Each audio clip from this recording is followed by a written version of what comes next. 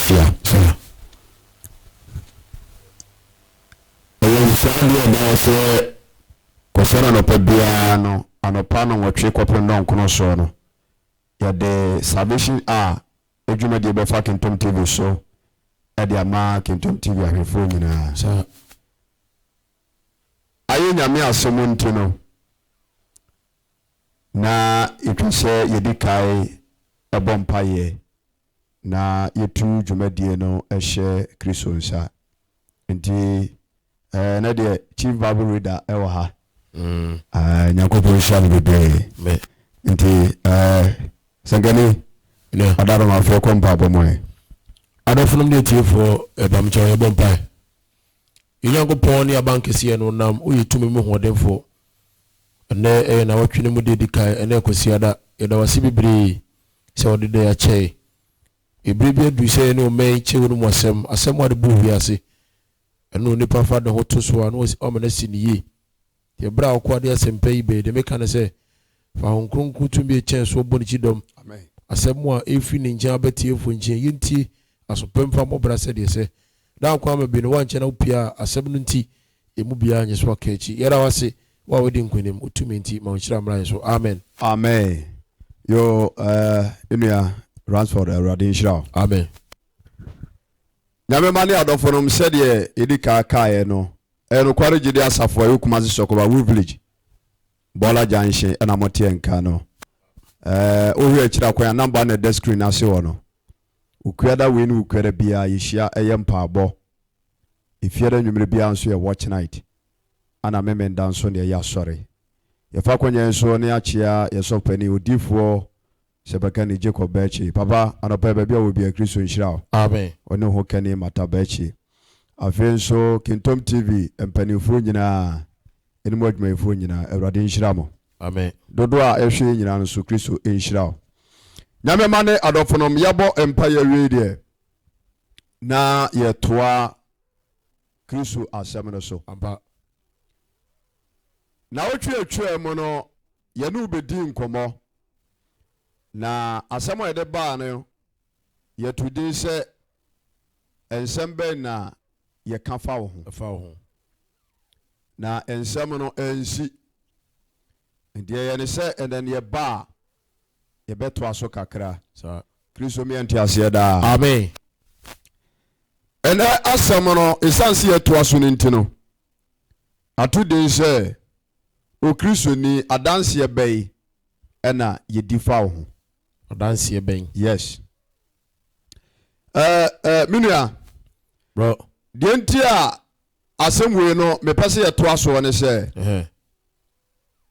se wo enei Kristosum na ye wom sesi ano a do kwasem ni pa se ye de ye pe ka asemo a ene nyamesom enye nipa de bio abi esi de nyamesom nye nipa de ba kokora bio ehwo ni je firi nipa ehwo ni je efiri nipa mu sesi benini kwazo senke basa wo dabi enye se na Kristo hyemaye enye se sa efiri se diale ke hie Nyankopon pa na se ehie Yesu Kristo pa na se enipa binum a omunim Kristo ebehwe Kristo fo abrabo papa so no maba Kristo eno pa ne hia eno pa ne ade ehia jemeso amen amen ore Acts chapter 11:25 ehonomo what are you asem kakra bi o True Faith Church International Kumasi Sokobai Wood Village baby omdika to esuafo ni din hwe o ma me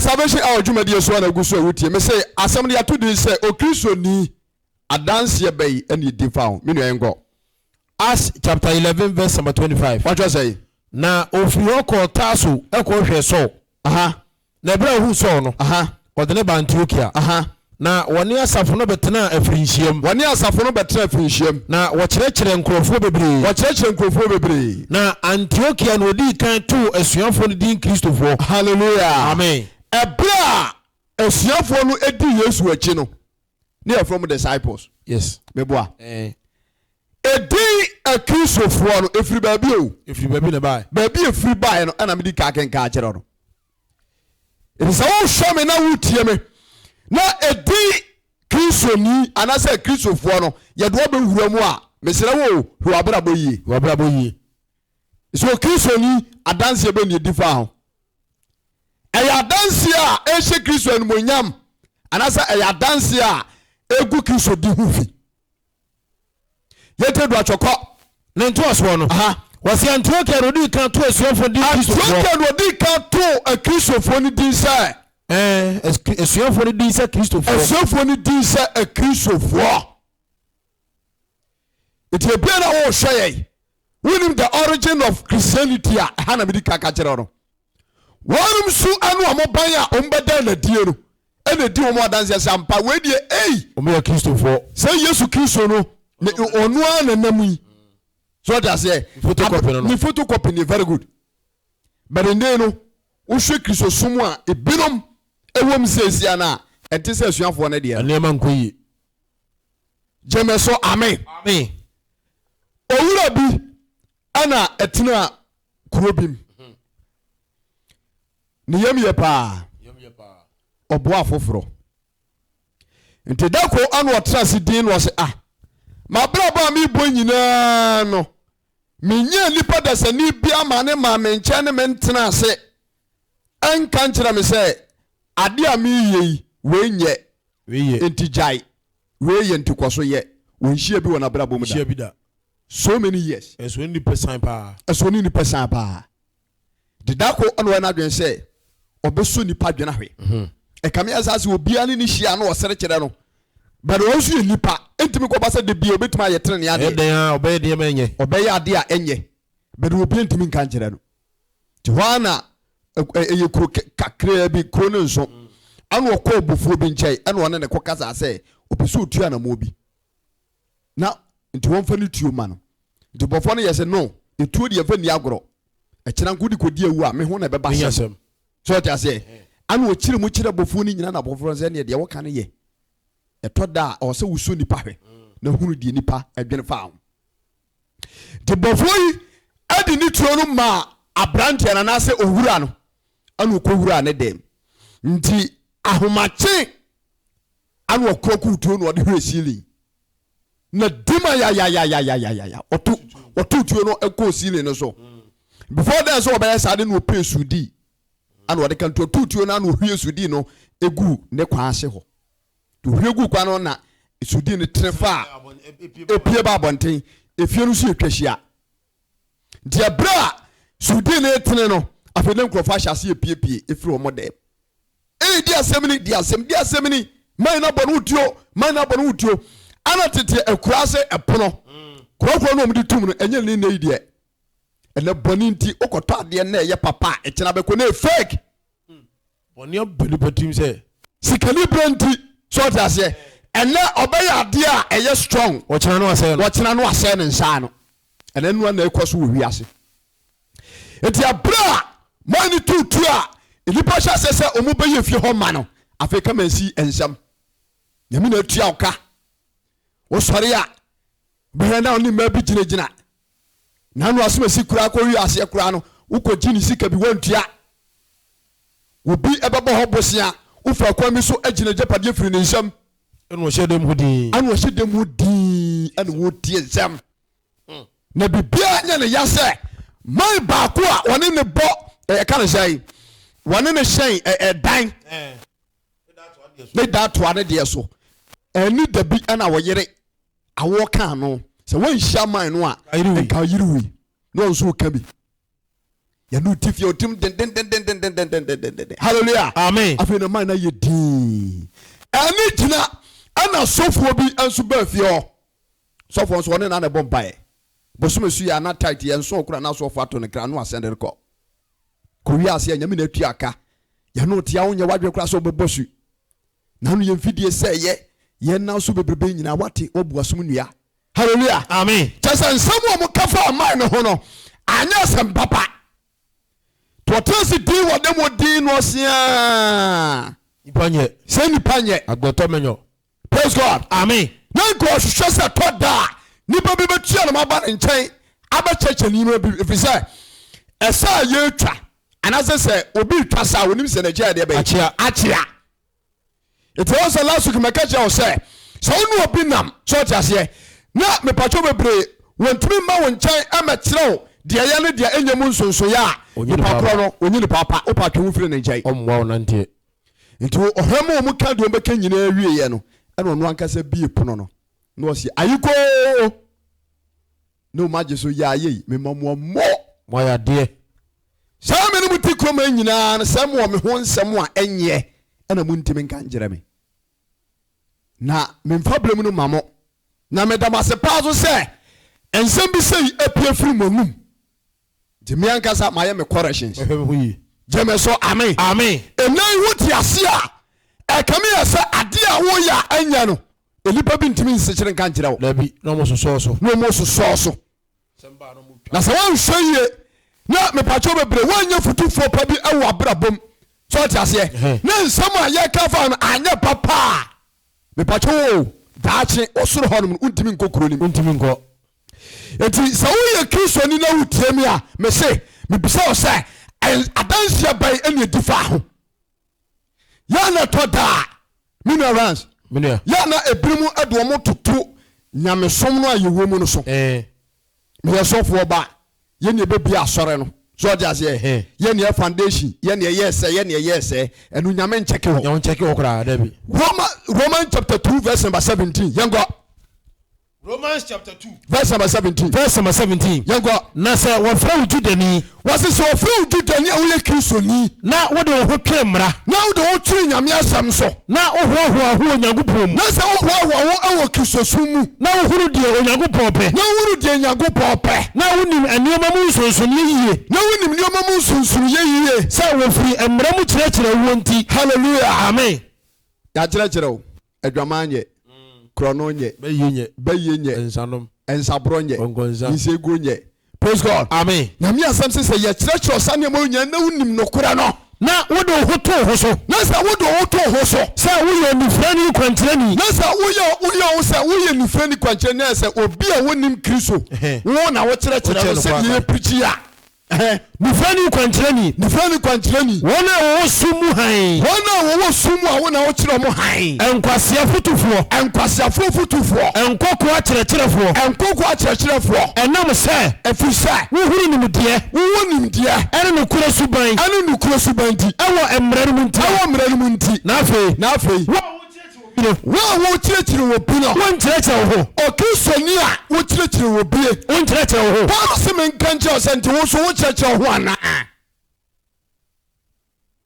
obi timi de ensɛm bi yɛ mmara ma ensɔrema but onu mu ankasa de oni so nsa tea kora ho fenka onka ho whatever ba no nkyɛ amen sɛ wo bada ne Kristoni so ɔte aseɛ no be Kristo sueni a me se me kan wa sɛm papa ebirima dansi a yedifo mu wɔ Kristosom no ɛnyɛ ɛsɛ nyame adwuma nti me pa mo kyɛw ewiase wɔ na yɛtim no Kristosom pa ɛso wɔ mfasoɔ pa Yesu Kristo mogya no a me pa kyɛw abɛhwie guo no ehwie gu de ma yɛn sɛ yɛnwa no firi bɔnem na yɛmmra ha mu nanso ɛkame yɛ sɛ ebirima gye Yesu Kristo adi ɛda so te bɔnem adanse bɛ na edi fa ho gyeme so amen wo wo kase wo nyadeɛ no wo kase wo nyadeɛ no wo wo se won sɛ awadeɛ no wo sɛ awadeɛ hallelujah amen ebewi ase ne obi ti Kristo bu okro edifo sɔfo obi o ya asɔre pani no akogya ne yere pani mu a no agya ne yere abraba bo se kanye dwumomo no wu a entimi nyaa ba no wada so te asɔre num na sɛ want media no sɛ the whole Ghana obi a oye Christian ya kan say marry cancer wo onya ne ku ogya ne ku tentem nsɛm a sa ka na kyire nyagoro wotimi gya ne ku abra babu kita wa kwa sɔre so ta sɛ ti sa suba wa ni ababu wa bi ana sɛ pia bonte a na ato nipa bebre sintidua na ama mepacho enipa bebre ese afem ewo nyameso mpa ho etiri wadofo ye dia no pa ye tufo so obaji Yesu Kristo dia nyameso mu no ho wo mra ne ahyede ampa di so no nyankwa ama okra amen no nto aso no wose wo se won sai wadeɛ wo se won sai wadeɛ wo tiri ohoni no wo fom asɔre fie nneoma wo tiri honi wo sa fom asɔre fie nneoma ene te sai de to hɔ no man de krono nkitinkiti bi abanyame fie krono nkitinkiti wo betima ko program o babro ebe ka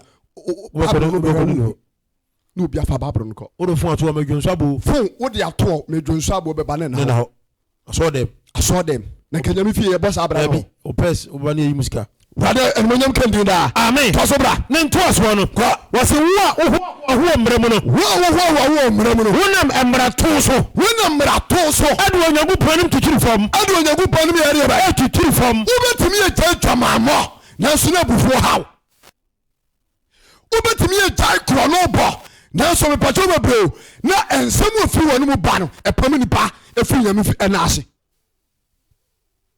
jemeso amen wo betimi agya ensanwe so tiase na so be connect Kristo ni what game center what game center how ye Kristo fatran Psalm 1 verse number 1 o kan say Psalm 1 verse number 1 yes enshanu ni pa wonante abone fo agina no nyina ne bonye fo kwan so wontina fo wodi fo tena bia afai wontina fo di fo tena bia na mu mmrade mmra so ni praise God amen ka fo di fo tena bia enya hye fo bia ho nko azam o game center ka ho we damia se we base eka ho o ya was me numbi praise God amen na unubu ko pede ho so ye pena ho yihu no unumbi okopade ho that was me two amfo Kristo ni ubehia no ogina bia ba ade am koto moto abra provision store na wo chain ubenya moto atoro okope kakra to bia ba no koto moto so obeyi Kristo ni a enya ade a obi a wonye Kristo ni ebenya ho asem waka da bi enya ne sa na sa na Kristo asem chechayai Ishoko badi odida. Amen. Kadi na okar. Wo mremu no. Wo mremu no. Wona mmra to so. Adu Onyankopɔn anim twitwiri fam. Na munti. O sai Onyankopɔn di ama. Hallelujah. Amen. Ekristofu binom abrabo nti. O sai Nyame di wa manamam. Odofo. Sai de watwero no. Ya Kristo mu gya no aso yenso. Ebra ni wo wiase no. Ye bo bra na ensam fata. Adi hye bonsam animonyam ebra ya ba Kristo mu no fa oni badua si osa afode atiasa ya kronkron na wa bra bonti ye hye Kristo animonyam etinsa no doso eni se wo kugina bonte kro preach say nipa maji Yesu Kristo ndi a wo so mu yenwe ye ho masofo no kro abone anu mu goso yate abre hallelujah eba ne sa hunu se emfonso ewo wanim ewo nyame anim Jemeso amen. Wasu nti e de bay. Wo say Nyankopɔn di wa mamam. Praise God. Amen. Atumam subaya wo yina di kire se wonye Kristo ni baba. Ade na e wansidi. E be wi ase na o de agefo osidi. We do Kristo ni pa enti contract im amemfa ma no. Ono kra na be bu kase. Asore ba. We mezi. Oye carpenter. Praise God. Amen. Jawji ni no, one be say bu afaso. Na sa wo de say suban we tire Kristo mu a e ya asundwe. On say si ano president atokora wunya bi. Je say cement ho ayeden. Abra egu ho say wo mu bu apase dollars na ba fom. Enti sa na je de yemfa ma bonten ya beton. Enu ma heda de asi o. Se ba so mu okuo. No ma ye hu meet o WhatsApp. Enti meeting na aye ne no sese no dollar na ba fom enti niam na yemfa ma bonten obi amfa ngu hose yantwe be 2 months emu beto enti ato ani aye pie ni enye sika gu ebuto mese akristo fo bro mu hayo sika ne branti amase se bone watimpa dori ni pakumam oya bone ne yemo nhye no bare so bo bro mu jani apeja pade ama wo ni padua me peto wo wonfa nko wonfa ba kokra nko to you see ho brasie so tiase nyema Kristo asam no ntaye mu nyenyi so bampade awa mamam na wo mu nim nyame asam no te yanka wo matimi adwane beto Kristo ahwe oche ishako ba de da amen owura bi na efra ne Samuel yes wo Nyankopɔn difo no Nyankopɔn sofo yanhwe na brabo ebra wo hye ne nyam dwuma ase suban anu owom 1 Samuel chapter 9 verse number 6 1 Samuel chapter 9 verse number 6. Kwa. And what catch and say. Etiabra. So. adumahu ebra so ne papa mfumu yira ye na no mo kwohwe no na nakora na woka no no e ka kire so se Onyankopɔn nipa bi okuro mu na oyo nipa na nim ye nyam na de oka nyina so ere bai hallelujah wose oyo nipa na nim ye nyam se nyam na se ye buno wo ni munyam kase ba Nyankopɔn sofo oyi difo ene Ghana fo difo binum se na de bra Ghana fo difo binum wo de wa wo de just imagine me don't for wo hwe ye wo de just imagine ukopɛ ho asɛm yɛ sɛ wone ne bɛbɔ mpa de bi ɔma nya so ha no afrɛ wo bra na nkura ni di ana asemasi ana mesɔre yɛ kura no sika ni ho ana wo sɛ ne kakra ma me ana wa moa me ayɛ bra mi wo hallelujah sɛ wo yɛ nyame nipa na de bia fa fon srade wo bi ho a woni mo nyam sɛi woni mo nyam kɔfam praise God amen Nyankopɔn nipa ebewi asɛ no ne man so abadem mano kanu ne sheti gunu ko ho na anika titia bi na so na ne na hunwi no de kire Nyankopɔn nipa ha Nyankopɔn nipa so we sa woni mu nyam no o mana tofom so ta se eti so baki som na so Nyankopɔn adum no bi so na oyo bibi anaso oyo kanifu a eya tutunu ma yie enye nsem bia kora na sese odo ano mpoka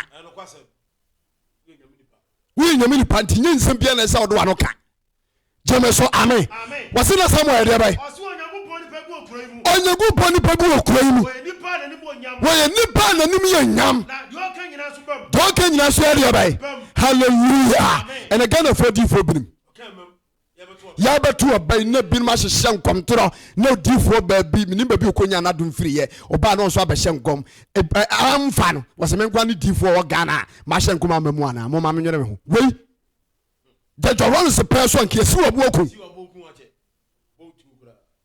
jago ba de din iti ebinum ma nyame asɛmu no empeja se peja na ekofam mese okisoni adanse ba nyi difa ho eya adanse pa na sa adanse bone abra Samuel o hye na dwuma si we no on se enipa bi na di ho adanse o wase o yenipa na nim wo nyam so ja se de o kabia nso bam abra wo nyini ye ya nhwe se na abra bo sesan ya 1 Samuel chapter 12 verse number 1 to 4 1 Samuel chapter 12 verse number 1 ana Samuel ka che Israel nyina se nti abra Samuel odu ne bane fie so a me pacho oye wie na dwuma no o fra o man se nyina ka che won sa hwe matie mo sade mo ka che me ni nyina na o mo pe wo here amana di won mo so nti wo se hwe matie mo de mo ka che me nyina no ma ere bai mesimo so hene na afa hwe wo here na edim onim yi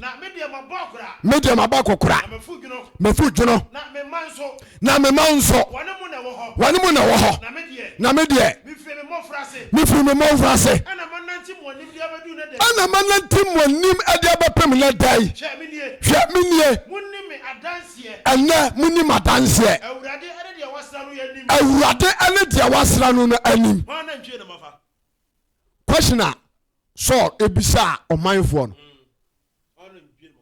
we a man of God who what me to challenge am o man say why na ntwe anamafa why fumu anamafa why na medinu amim why na mashalo so why na maje adamudi afa why ko na maje adamudi ya bribe na mabu amani ama no hallelujah and na ba Kristo mate say sorry timi chemienu na bakwa kodi party e ho na bakwa kodi party no mo twemanso asore kro Jacob abadi so for timi katia ne nsara ma say asore we person for de ma mo nko no nkai usu bonyamedi me say adanse be no Kristo ne difa ho say yentime ni wadanse papa ebe ye dan ana wa brabo atimi atwe akra ma Kristo Jemeso amen was why na medinu amim yes why na mashalo so why na maje demodie and I'll go to somewhere because you are Christopher for now. Fanitum, Matthew Manson, I could see Muda. As I me Yaman and Kada, Ubekunu or your Christoni, or Quasare. So I say, what Manso did and so bring Yam cassette Manso train. And quite enough for move. It may do for me patrol be you know show can TV so you subay so wa bro bonti said the last week in mekano say nyame so mfunu wo bia asam da so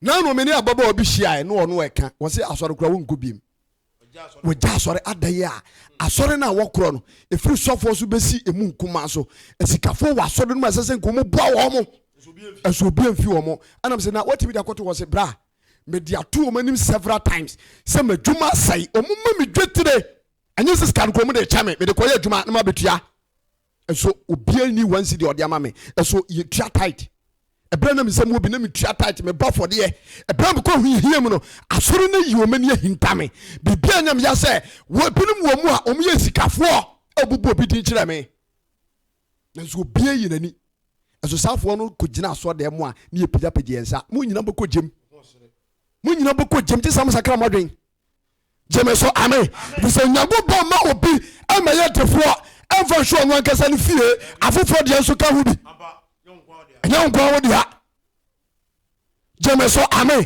bisa ko bia ma wa eye kaya afofo ne mobrofo a wo mu nyame na ase na bo wo wani nyame so pa Kristo hwehwe na wo ti nyame na ase ne ebo dimbone a emfa so be na wo so isago ba de da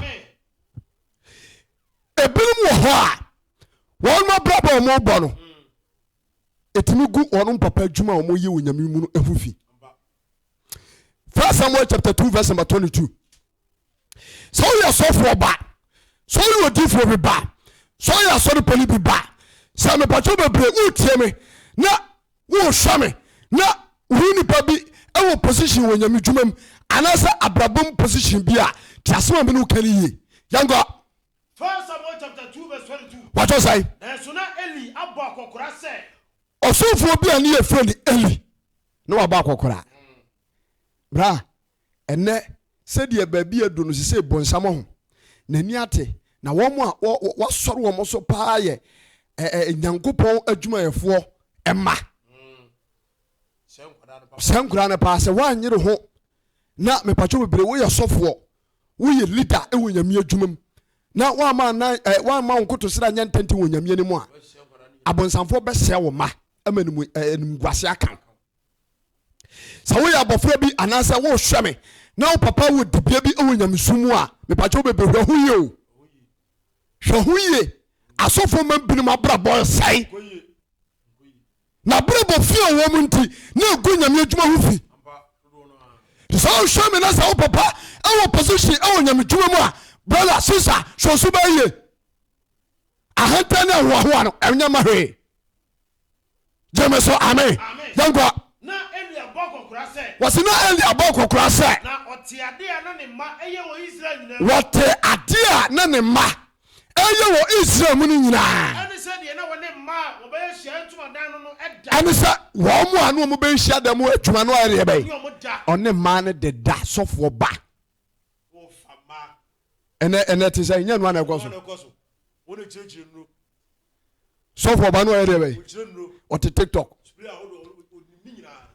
o kan say me papa ni asomasi o me papa no obentei praise God u be hia so for ba no ni kakito bi de he no sister u go papa ni masi o wo se na dwuma no a wo ye no it is all hwe me na papa ye so for na usuba anya sesa wadwene anya sa e dedi akire no eno nkwa de ukokyem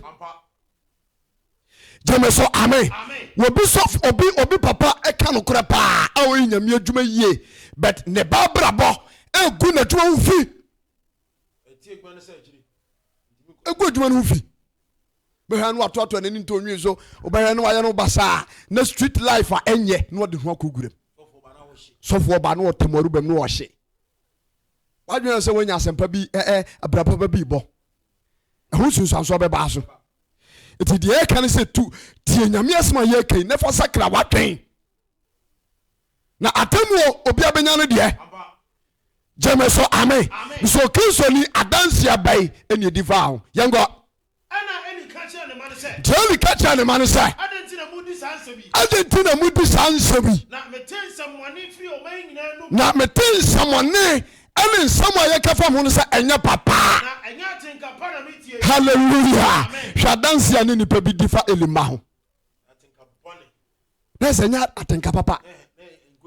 It means hand a coso a Christopher Brabum. Baby, what dear, you money dim back. Najumum, you money dim back. Repanams were Jirini, Repanams so Copendigoswi. Way. Hallelujah. Now, your 2 ways, your Subana gave it to my TV show. Go to my TV show. Wow, you shall sorry, no woman who could they could track him one walk on Togua. Quency home. Rather than Banan Chow. My wife to the Montiman Yasam. So I say, now a real say, a dear Sawunya Bia, as one for so big to me from some air Hong Kong. Holy Spirit. Holy Spirit, about 2 more. A church on your Mamufiko. It's all Kobanimukra na cow. It's Yamamani Adofuma, Yanumo show Kitom TV show. Salvation hour Jumadina Wutiano. So person near Chunkoma, Miss Number the description. O far, Ubenya would default the beginning to go back in Nakasa. Ukraine when you could be a young pabo. If you be a watching at Memon that and a sorry. When you're sorry be a brand new Gubuasu, never done a journey. Amen. Was that the Moody Sansabi? Now, and someone met from one on your papa. Praise God. O piano pa, and I do know, no, I can't say Dubako and Obafi. O Kisoni, and yet Mason or Koe. Co party. And the Kisoni bar, ye program, say wedding. Correct. You see, you who so ya, and who a Kisofoni was upon them. Kristo ni be ye wedding a watoto ne nto nwe so wiase ni ye wedding the same day, no difference. It says no ababa ye womi ya de twa kama Kristo anase ya twa kama bonsam a Kristo fo binom mu hwam huye banu ne to so no Shango Badiadi. Amen. Was that Tina Moody Sansabi? And the Tina Moody Sansami. Metimo somewhere and your papa through a mine. And yet in Capapana Metiano. Namuma Radamine from. Hallelujah. It is so be a Radabonia. So be only Pabi Bonia. On your Papa Patamano. Let's be a Radabonia. Hallelujah. What Brabo fear, boy, ya. A good and you drove in one of a patamount. Jacka Yatimo Quahia Ehu. And also the sea one who are crying young one. It's in Yamani at Dofenum. Ampacho Yanumoshia. Yet you do both for. Kiss of our friend. Or first say a mission the gentleman yam. No one more watch it, no MJ Hinding me. Is there a bravo a promotunia Mugman as a sano? A promotunia Mugman as a sano. Won't to be so a jump bonaba. Cause when you cast empty. Hallelujah. Mummy here with you. Now unyame sompa home faso. Jemeso amen. If we are seeing now at Dahono, and Mujumedia ye dieno. When was the last time Okra or my Ghana yetimu Ghana near? When was the last time I buy a Jessica say as a backup from Fako Kenyam? Nature say. O mano adwenenko so what I say and the more Christo for so yes adwenenko et mummy for your brother papa ntwakra na de ba bia wiase ne kono no azu na azu wu Christo no be di akire bia emwa jemeso amen so wo be Christo ni a bobra papa e wa mamam yes ye ka mamam a wadwumam abusuam ayiase wa wariem so what I say edwum baby unum bia bobra papa na abrabopano no eso wa katuapa e wa jenya gupanim. 1 Peter chapter 2 verse 11 to 12. Ya twa sam kakra bi ho. 1 Peter chapter 2 verse 11. Verse number 11. What was Seminia? Adofonum. Peter no tu ofuno wasi adofonum. Ni tumufo sa awo ne manfrafo. Se munyi mu humfi honama kono. Enti wiase we na yetimu no ya hoho ne manfrafo. Dabi sabagani yemfiri ha o azazu we so na popu kura wo we ewiase sika nyina na ho ne wo ene popu wo we so ta se ne popu nti ase na pope wu ye na nipa bi akoto flowers emusie flowers ni aye pope statue na de so na the flowers na ekogugu ho ono kura oti abrochiri Ghana kronsi ada na obeti asore nim na no ho kire no kapre kronya kura no ye adwuma ya the flower akoto baby kwa Jameso amen yago adofonom bitumu sa hoho Peter so what you for sa hoho ani manfrafo ani sa yenje ufiri honam akono ya anu wakra no akono ho honam akono edimpa bebrebe ko chem yes enu na sese no minua abewura Kristofo bebremu ene prankrofo honam akono but so you do say so ma ko ma honam akono betre ma da ko be hira be ka ho asem sa ebetre mu a ama utimi nya de papa da badune honam ngwa honam so ni mo nya ngwa Jameso amen eti Peter etua for say ya ya o wani ma fefo wa asase so eti yenje hu firi honam akono ya enu okra no ebenya nkwaje na ekono ho na ya mo brapa de rai oka abrabobone adan na uyi Kristo ni ye bodin bone utimu den niema ya wutoyin nipa kanese dia sam yensa nyina ho nsam abesitire bere wonya wadwen so obete no so obi kura tim kofa niema ne nye na wode de anya na guase kakra na ewa ne gusoro obi ko fie na de aprongo a oso okwasore so dia se na ya na nipa bi wure fi se adanse obedi afa ho ebenya nsunsanso wa brabo so obi adwuma egu nyina ye ensam e kafa ne ho ensam na ye kafa no nya papa na duane a woton ni timu den emu 15 Ghana emu 20 Ghana oyonko beten kama ono nko ade de no aten kituwa bi adwuma na ngu woto wache bi na 15 ba tre ba proposite bi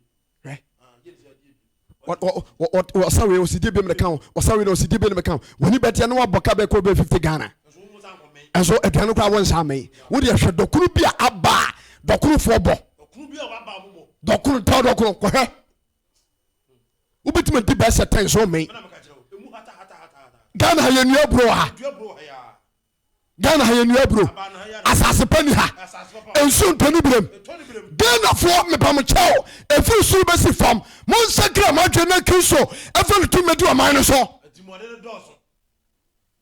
baby am di o man ko nye Janko Badiadi. See a new word and say pa position na one banana and few do a ubedian as soon as ubetuas atwaso. You be you from into a pinuma mokanye, a pinuma muntuminum boshaso, muntis and penfan and sacramagain. The Yamasompa, a moon and shower army. Pa, no more papa, one man. Disobey. Awon patamu awo so jase no nya Kristo ni no do nsakuro sa ne bonyefo so so ne ye pano a hallelujah yentina ye kenya me asam ye temu TV so se no kole gidi fo ye temu TV so no obi so ye gidi ni ati bronu bi so edi nkwase asam ye tie mu no se ni pamfu wiase magic Kristo ni no no so to baby di nkwase asam ye se wuntimi ni adanse se wo pa virgin asoro mu ne wo obi ba ponti bi akira last bia na fikesiem na yekoye na ekoya sofo o masam de atoma kuma so pa na me ba ku bi na tia ye twempena bi asem ni nyina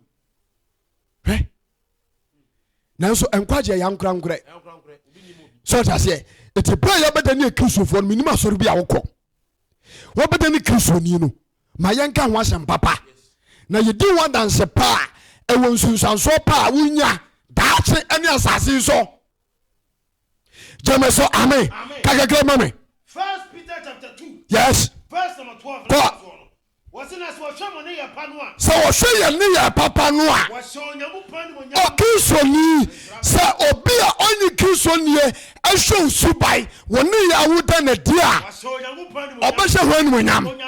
Hallelujah. Yesu nyankopɔn wɔte aseɛ ɛti kristofo a yesu mogya atɔ yɛyɛ mommyɛ mɔtene na ɛbrɛ a yɛnhwie suban yie bane no yɛntwa mfiri yɛabraba so na onyame mɛdi hene nhyɛ nka ɔba deɛ din daa. Sɛ yɛdi ho adanse pa a ɛtumi twe nneɛma pa brɛ wo. Luke chapter 7 verse number 1.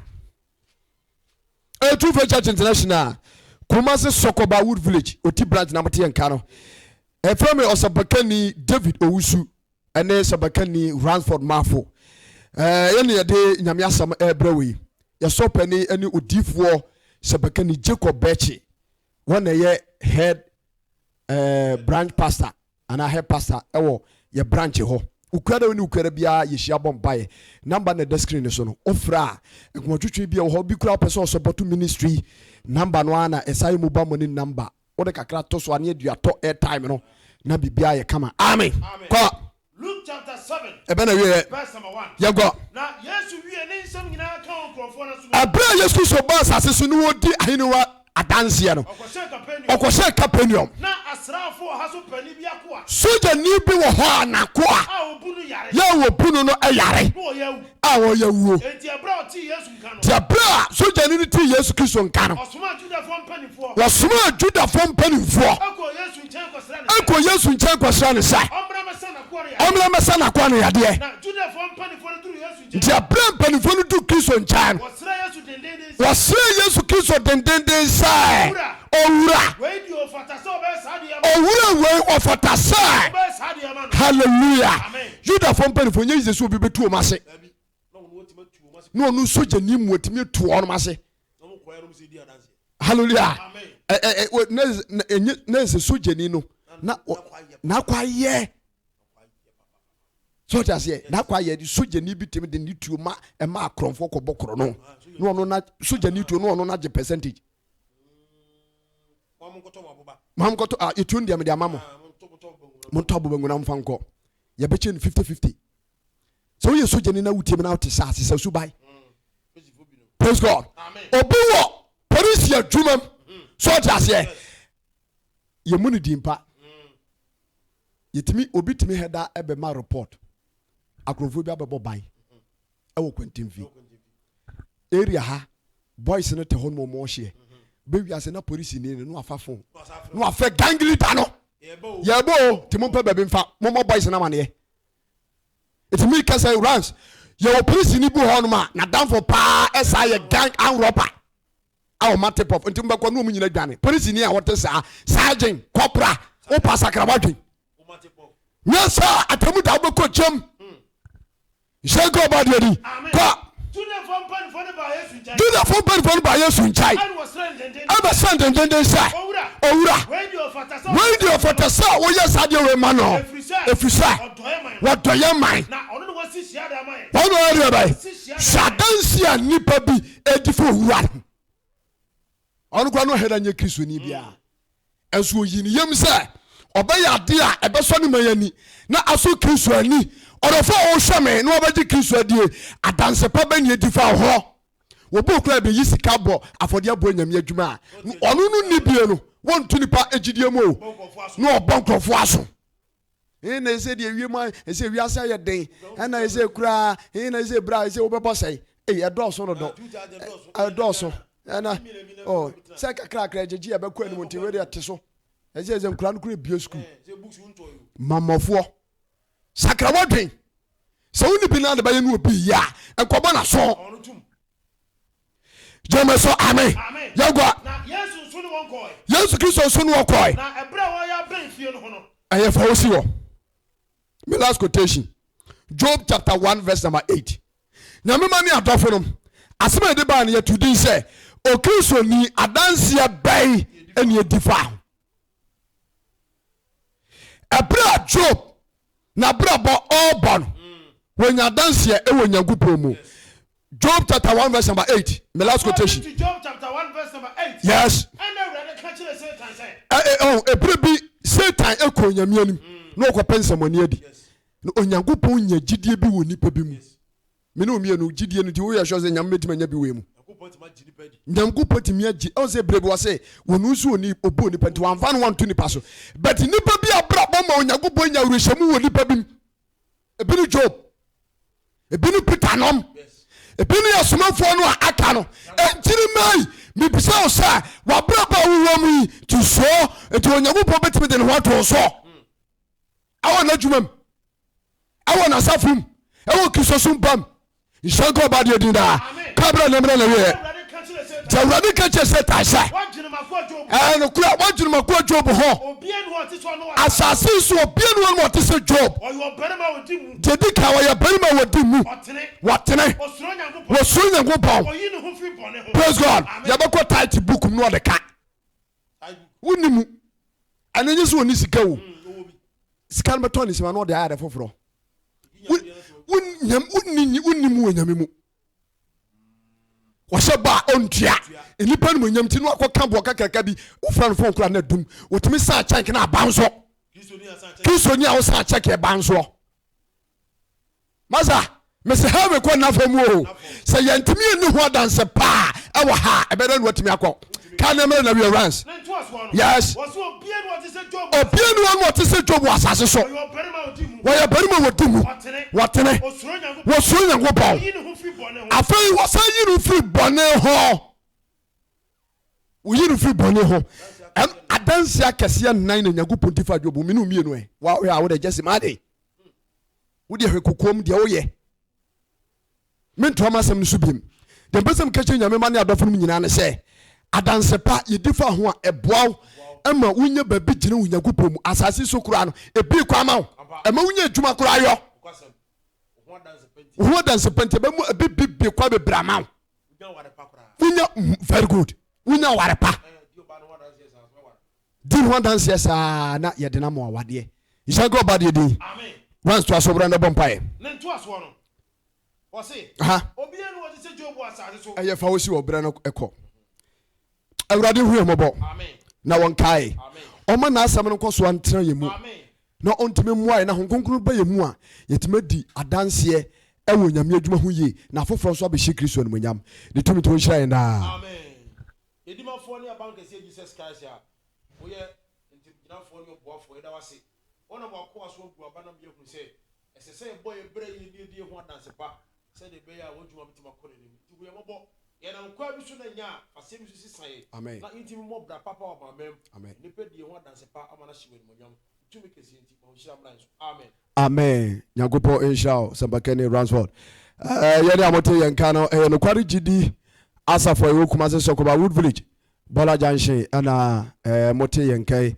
yɛde ɛyɛ messages na si ha wobɛtumi afrɛ aba dwumadie no so sesi a wobɛtumi afrɛ aba dwumadie no so na nso wode wadwenkyerɛ aba namba no ɛna ɛda screen no so no wobɛtumi afrɛ sisi a yɛbɛfa wo na yɛne atwetwe nkɔmmɔ na bibia ayɛ kama wohwɛ akyira kwan a yɛwɔ Kumase Sɔkoba Wood Village Bola Junction ɔtihina asase so ɛna yɛteɛ ukuara wei ne ukuara bia ɛna yɛhyia ɛbɔ mpayeɛ saa nso na memenda nso na yɛyɛ asɔre woni asɔre bia kɔ a mekamfo nokware gyidi asafo ɛde ama namba no ɛda screen no so frɛ na wo nso fa wadwenkyerɛ ɛbra na bibia ɛnyɛ kama ɛnɛ ɛyɛ Chief Bible Reader wɔno ɛna ɛde Nyame asɛm no akenka nsɛm no ɛbaeɛ Nyankopɔn nhyira no bebrebe ɔma ne nwosra nso ɛnkɔ so wobɛtumi afrɛ ɛde aba dwumadie no so yɛtwa afrɛfoɔ na obi ama yɛ deɛ hello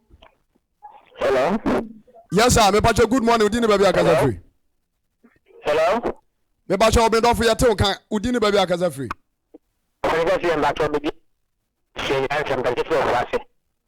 mepakyɛ ɔkasa firi yo mepakyɛ misa mensa meɛntie wɔ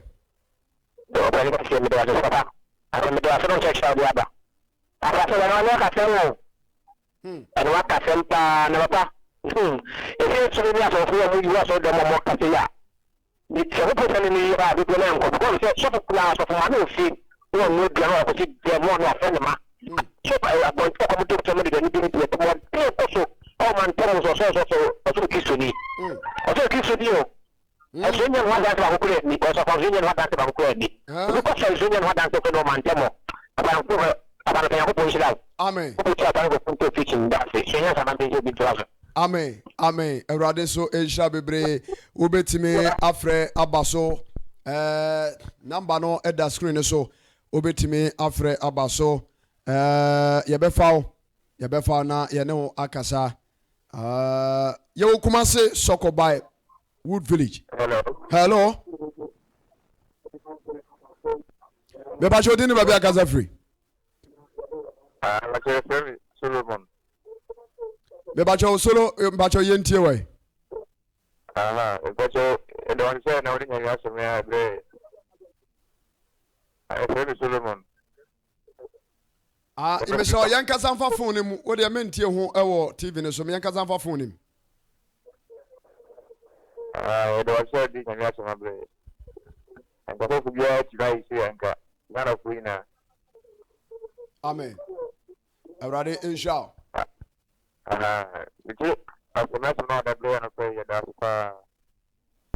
Yo yeso yada se bebre nyakopo inshallah obetimi afre ede aba dwumadie ne so number no eda screen ne so obetimi afre ede aba dwumadie ne so ebe peke wona ye ne akasa ama bibia kama. Hello. Good morning, me dofo mbacho dini baby akaza free. Yo me bacho mayentie way. But me da so say ma waka our adipa people no. After me see me and tell you like I thank you for what you have just spoke about pastors and the leaders. That's what thank you. Okay. Yes, you da say. Nyankopon sha. Say won so wafre na ode wadonchire aba. Obetime afre ye obre kakra. Number no at the screen so obetime afre aba so. Ye True Faith Church. Hello. Yeah, mama, Pacho, good morning. We didn't baby akaza free. Me Pacho me yenti ofre sankware. Me Pacho Nyankopon sha me so me ko True Faith Church. Sankware. God bless you. Nyankopon sha me kwashasham ani afutro a odi amaye. Ewade nkotwa kan mu hu mo na bibia mu me dia sie mo. Mamon kanson panfanche nyame shira pa. Ewade so ensha bebre ye chia sankware. True Faith Church International safomba nyina ewade ensha bebre obetimi afre abaso yebefa na wonso de woka no yagebre na yatie ye wo Kumasi Sokobai Wood Village uti branch. Hello. Good morning me don fun bacho di ni baby akaza free.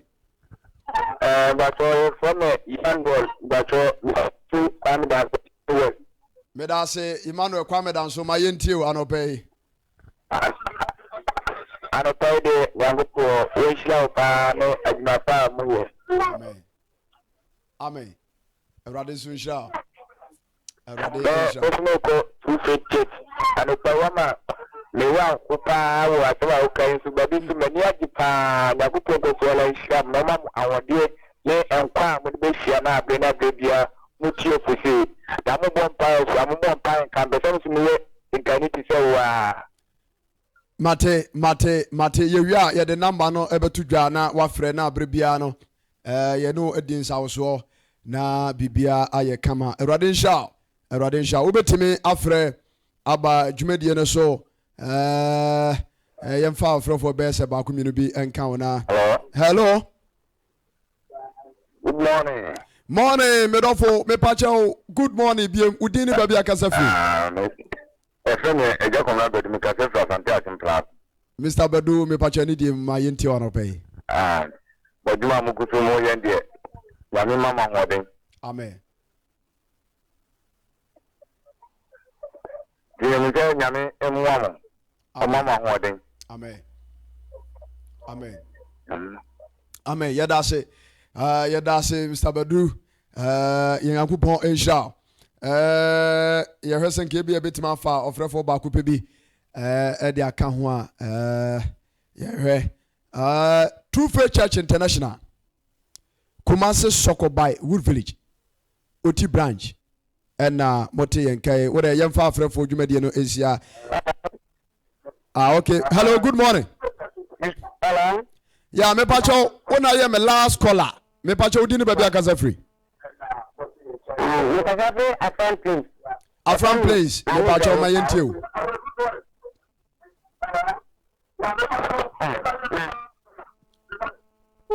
Oh, went to me and you know so. Ebiana o person ka ubo wuram. Brena ye be fache se went to me and wuram. Nyame antomo a na wotwe sene.